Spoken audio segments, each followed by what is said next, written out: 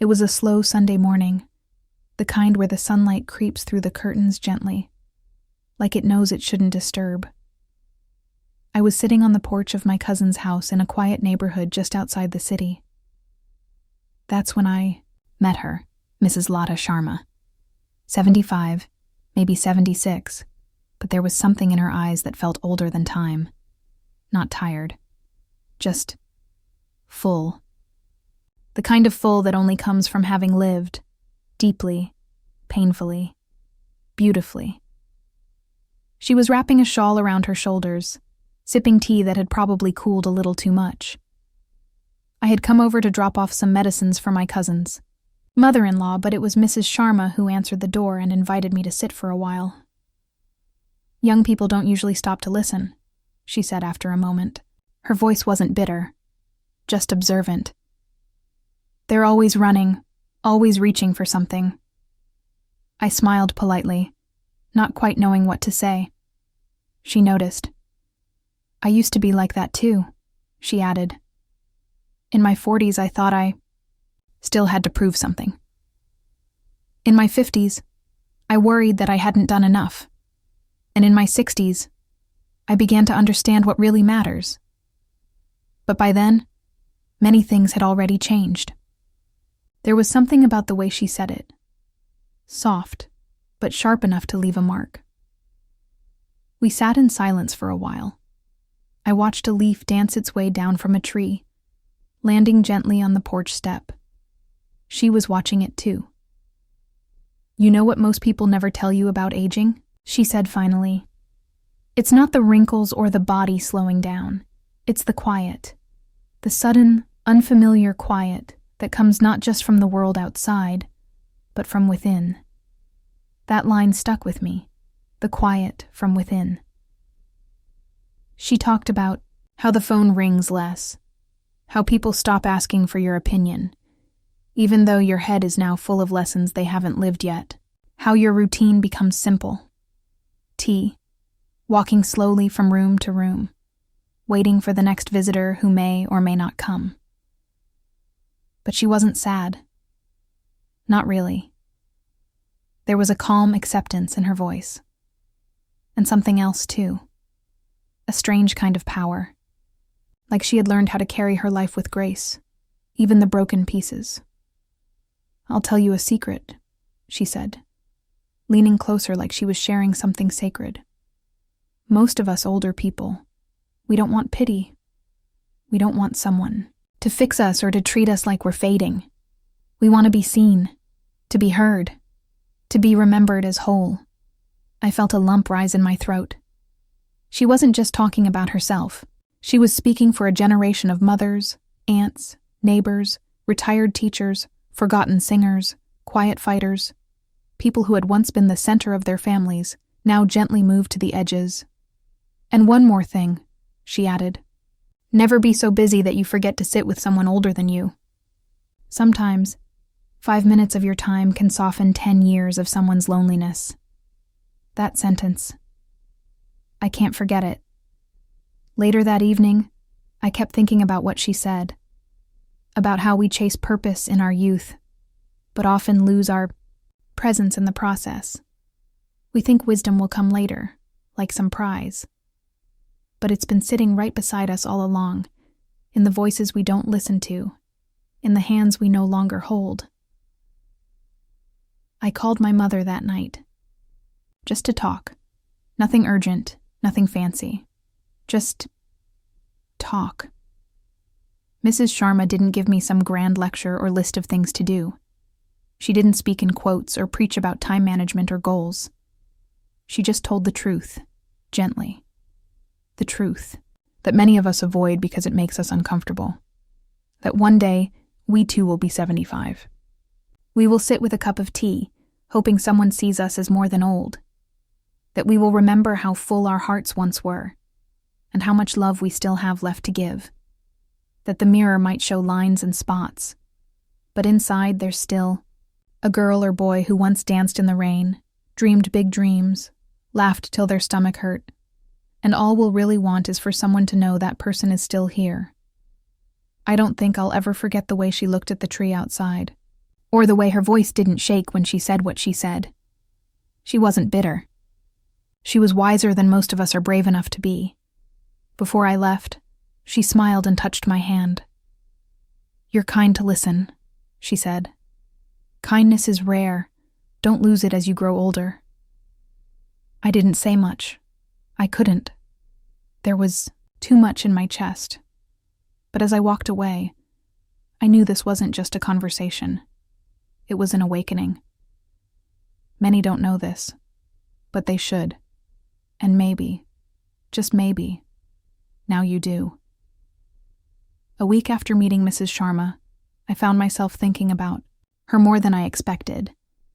Not in a dramatic way, more like how a quiet melody lingers in your head long after the music stops. There was something about her presence that stayed with me, like a gentle echo in the background of my busy days. It was during one of those days, rushing through errands, emails, meaningless scrolls, that I suddenly paused and thought, what would she notice that I'm missing right now? I don't know what made me go back. Maybe it was guilt, or curiosity, or maybe just the human need to connect with something real, something rooted. I brought a small box of sweets, the kind my grandmother used to love. Son papdi, flaky and golden. When I rang the bell, she opened the door with the same calm smile, like she had been expecting me all along. "You remembered the sweets," she chuckled. "You must have been raised well." We sat in the same spot, on the porch where the breeze still danced, and the trees still whispered things only the still-hearted could hear. "I'm glad you came back," she said. "Not many people do." There was no accusation in her voice, just understanding. As we unwrapped the sweets and broke them into pieces with our fingers, she spoke again. "You know," she said, "the strangest part about aging isn't what changes around you. It's what changes inside you. It's how your own memories start feeling like someone else's stories, like a book you once read cover to cover but now only remember the scent of." She closed her eyes and smiled softly. "Sometimes I forget the names of people I once loved like air. Sometimes I walk into a room and forget why. But I remember the feelings, the warmth of a hand, the sound of a laugh. Isn't it strange how the heart remembers what the mind forgets?" I listened. I didn't say much.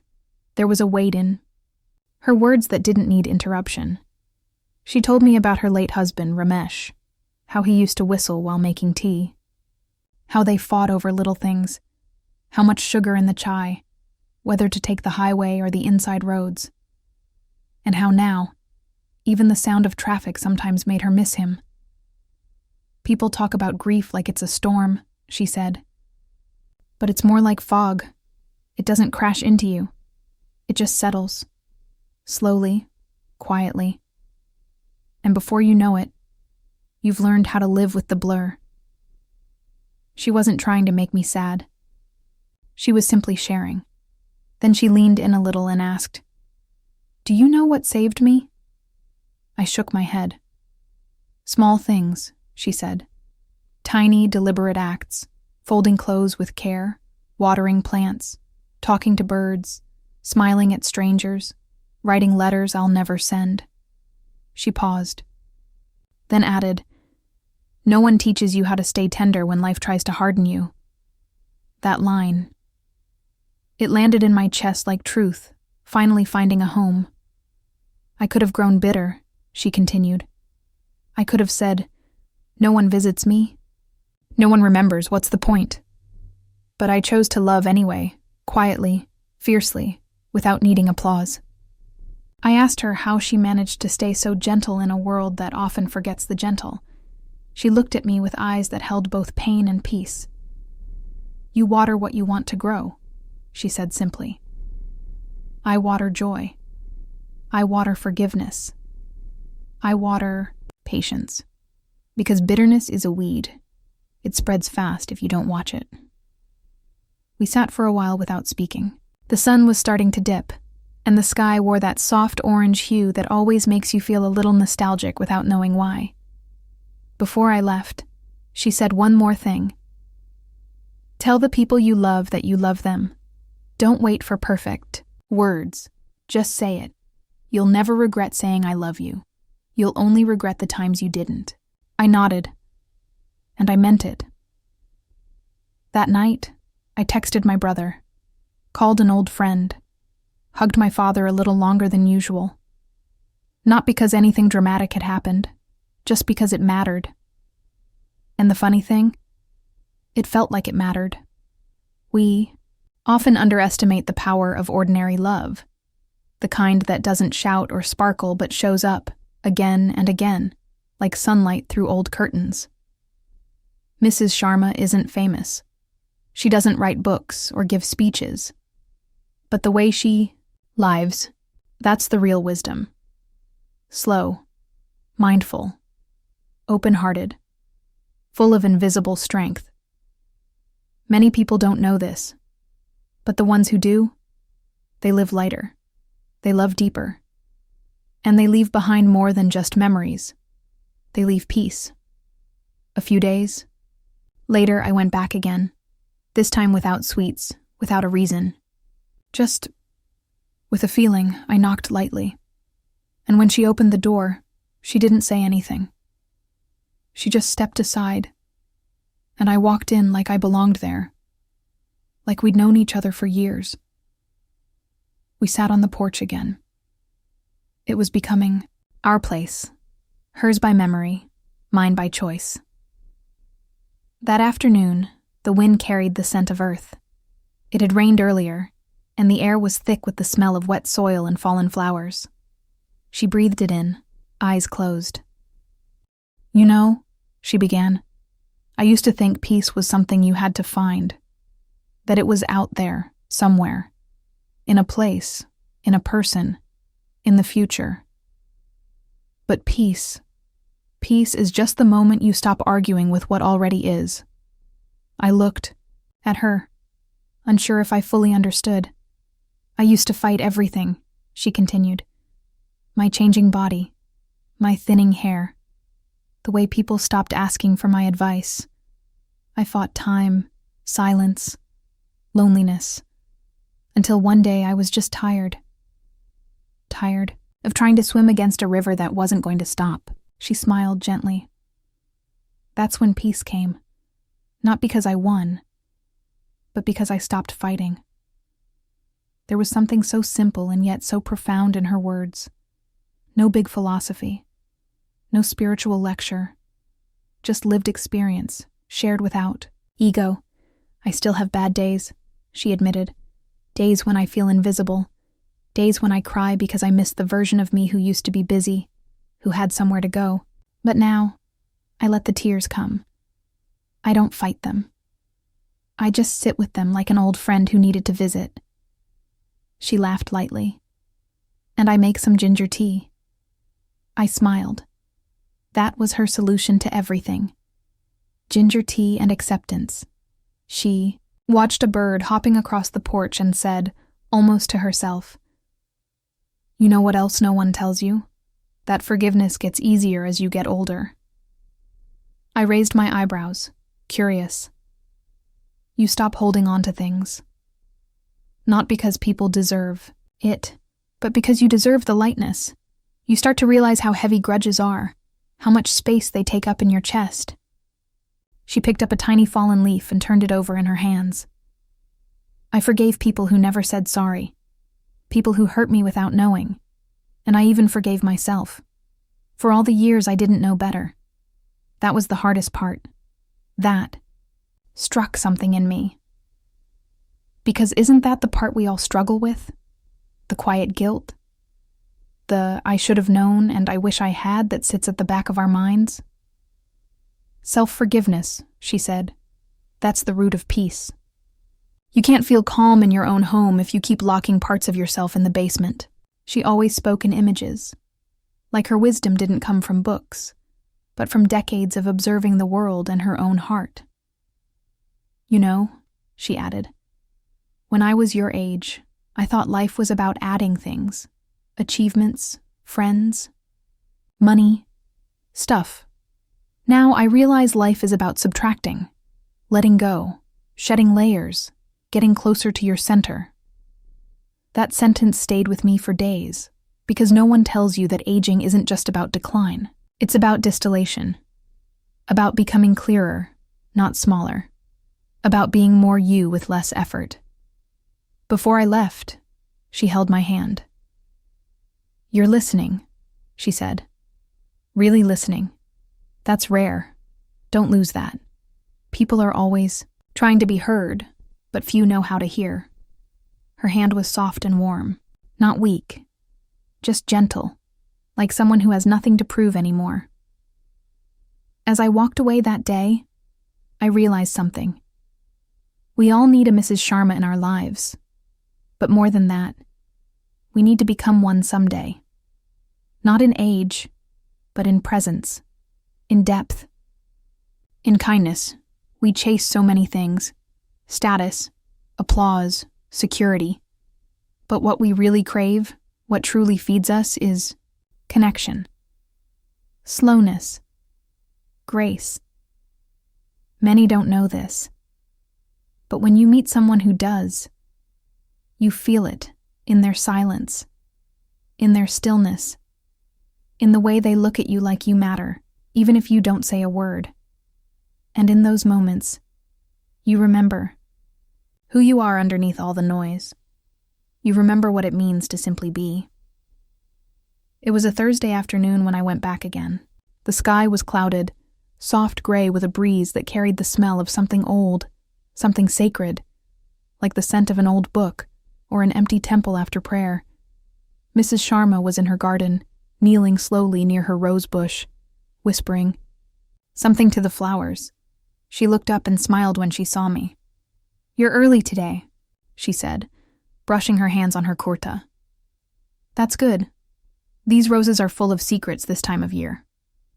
I helped her up, careful not to rush her pace.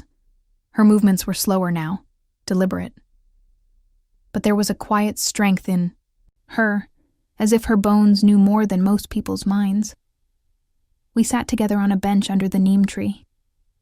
For a while, we just listened, to the birds, to the wind, to the kind of silence that doesn't feel empty but full. After a few minutes, she spoke. "You know, we talk a lot about regrets when we get older. People always ask, what do you wish you'd done differently? But no one talks about the regrets we carry for the things we didn't feel." I looked at her, puzzled. "I don't regret the job I didn't take or the trip I missed," she explained. "I regret the smiles I held back, the hugs I didn't give, the tears I swallowed when I should have let them fall, the love I felt but never said out loud." Her voice softened, almost like a lullaby. When you get older, you realize feelings are more valuable than facts. No one remembers what you said at that meeting in 1993, but they remember how you made them feel. That's the legacy. I nodded slowly. It made sense. Too much sense. "I used to think emotions made me weak," she said. "Crying, expressing. I was raised to believe you had to be strong, and strong meant silent. But now I know. Real strength is soft. It bends. It feels. It breaks open and still keeps loving." She took a breath and looked out into the garden. A squirrel darted up a tree and she smiled. "That little one. Always in a rush. Like we used to be." Then she turned to me. More serious this time. "Don't let the world shame you for feeling too much. Feel everything. All of it. The joy, the grief, the awkward, the wonder. Life is a collection of moments, not achievements. And feelings? They're the colors of those moments." I could feel something shift inside me, like her words had opened a door I didn't know I had kept closed. I told her how sometimes I pretend to be fine when I'm not, that I don't like bothering people, that I worry my emotions will make others uncomfortable. She nodded gently. "That's the problem," she said. "We were all taught to make others comfortable, even if it meant going to war with ourselves." She placed her hand over mine. Stop apologizing for your heart. It's not too much. It's not too sensitive. It's just awake. And that's rare in this noisy, numb world. A small tear escaped my eye, and she didn't look away. There, she whispered. That's truth. That's beauty. Don't hide it. We sat there, 2 generations between us. But in that moment, we were just 2 hearts speaking the same language. Later, as I got ready to leave, she said something that felt like it would stay with me forever. Don't wait till 75 to learn how to be human. That night, I didn't scroll through my phone. I didn't rush to check emails. I sat with my emotions. Awkward, messy, real. I thought about the people I love and whether I've told them enough. I thought about the times I stayed silent when I should have spoken kindness, and the times I laughed loudly but felt hollow, inside. Mrs. Sharma wasn't giving me advice in the traditional sense. She was giving me permission to feel, to soften, to be real. We live in a world that rewards pretending, where we clap for polished, filtered lives. But beneath it all, what we long for is connection, depth, honesty. Someone to say, "Me too, I've felt that." Many don't know this. But if you let someone see the real you, not the perfect one, they'll usually show you the real them, too, and that's where healing begins. I didn't visit Mrs. Sharma for a few days. Life got in the way, as it often does. Some deadlines, a family gathering, the usual hum of busyness that makes you feel important, but leaves you oddly empty. But even in the noise, her words echoed.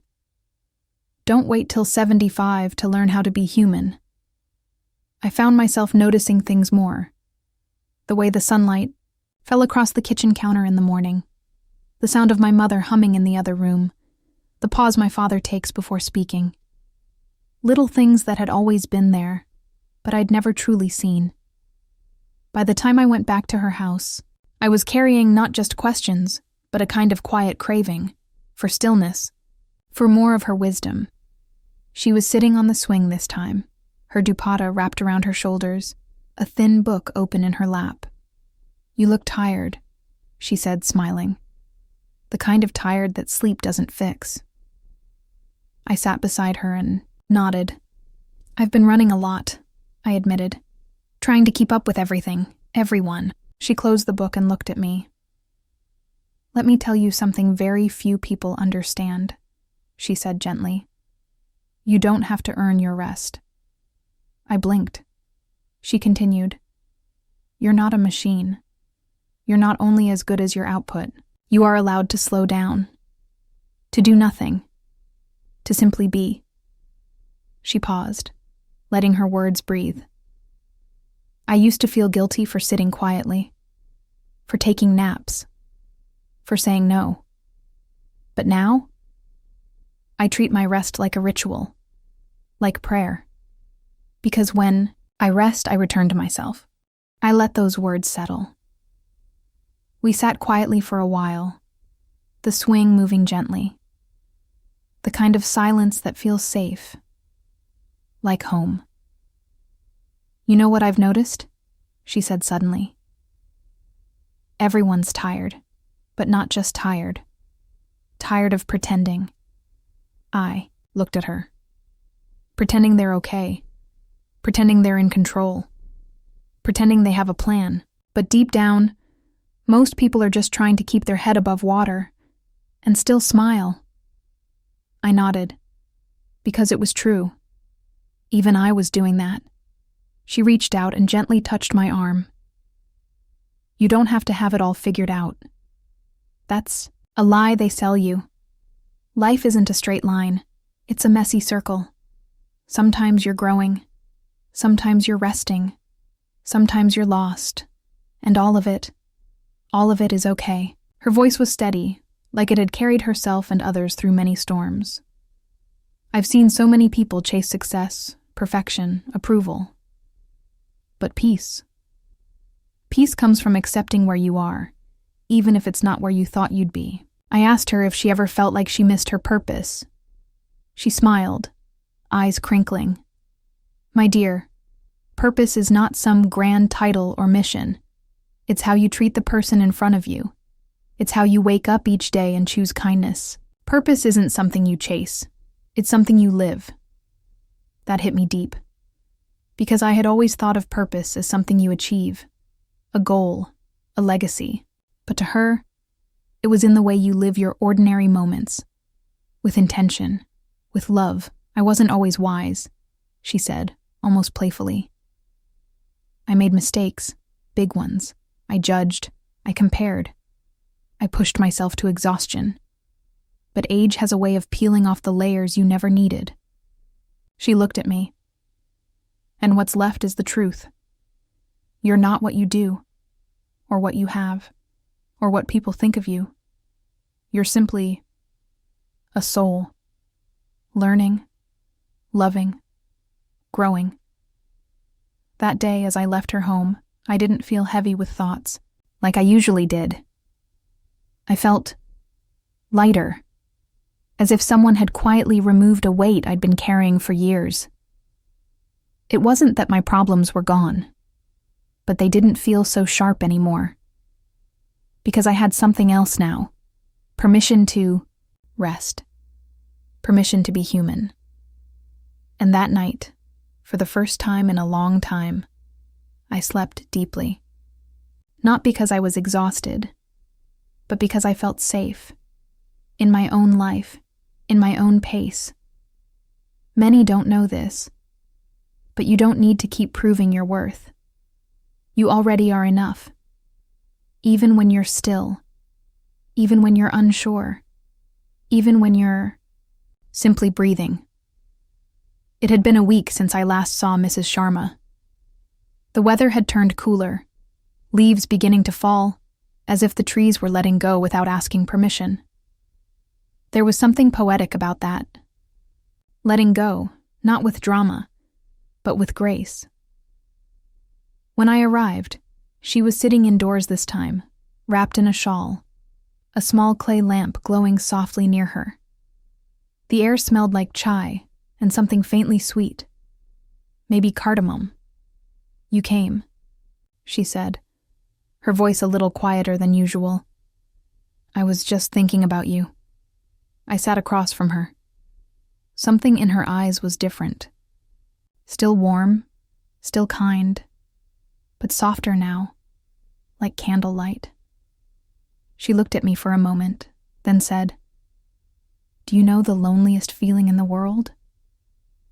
I shook my head slowly. "It's not being alone," she said. "It's being surrounded by people who don't really see you." I stayed quiet. "When you get to my age," she continued, "you become invisible in many ways. People stop asking how you are. They assume you're fragile or done or just background. But the truth is, there's still so much alive inside." I could feel the weight of her words. Not heavy in a burdened way, but in a sacred way. "I still have dreams," she said. "They've changed, of course. But I dream of watching the sunrise without rushing. Of someone remembering my favorite tea. Of a hand that holds mine not out of duty, but love." She looked out the window, the sky dimming. Young people think aging is all about decline. But they forget. Your soul doesn't age. It keeps yearning, aching, loving. Just like it did when you were 20. That line stayed with me. Your soul doesn't age. She turned back to me, eyes steady. "I see you," she said. "Even when you're unsure. Even when you hide it behind your words. I see the tiredness in your shoulders, the weight you carry, the kindness in you that sometimes forgets to turn inward." I felt a lump in my throat. She wasn't reading my mind. She was reading my heart. "I wish someone had told me this when I was younger," she said. "That you don't have to be everything for everyone. That it's okay to want to be held, even when you're strong. that needing people doesn't make you weak. She touched her chest gently. There's strength in softness. Don't let the world convince you otherwise. I asked her how she deals with the loneliness, the quietness of days without many calls, the absence of visitors. She smiled faintly. I've learned to become my own companion, she said. I write letters I never send. I sing songs I used to sing to my children. I water the plants and whisper to them. And some days, I just sit with my memories, not to get lost in them, but to remind myself I lived. She reached for a small notebook on the table and handed it to me. I write 1 line a day, she said. Not a journal, just 1 line. About something I noticed, or felt or loved. I flipped through the pages. Some were light. The cat came again. I think he likes my voice. Others deeper. Missed my mother today. She's been gone 30 years. It was beautiful, intimate, human. You don't need an audience, she said. You just need honesty, even if it's just with yourself. Then she leaned in and whispered like she was sharing a secret. Promise me something? I nodded. When you grow old, don't shrink. Don't disappear. Stay curious. Stay open. Keep laughing loudly. Wear colors. Fall in love again and again. With the sky, with music, with the smell of rain. Don't wait for someone to give you permission to feel alive. Her eyes sparkled. That's the part many don't know. Aging doesn't mean fading. It means glowing differently. I didn't know what to say. So I just reached out and held her hand, and she held mine, like we had known each other our whole lives. That night, I began writing my own one-liners in a small notebook, and I began noticing, really noticing, the way laughter sounds different when it's genuine. The comfort in a single, deep breath. The way a person's eyes light up when you really, truly listen. Many don't know this, but we're not meant to survive life. We're meant to experience it, fully, openly, tenderly. Even when it's quiet. Even when we feel unseen. Even then, we are still here, and we matter. The last time I saw Mrs. Sharma, the air had changed.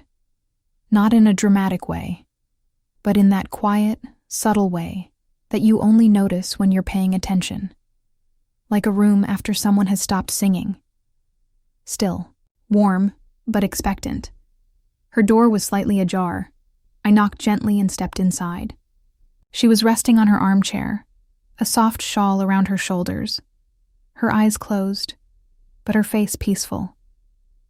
When she opened her eyes, she smiled, faint but genuine.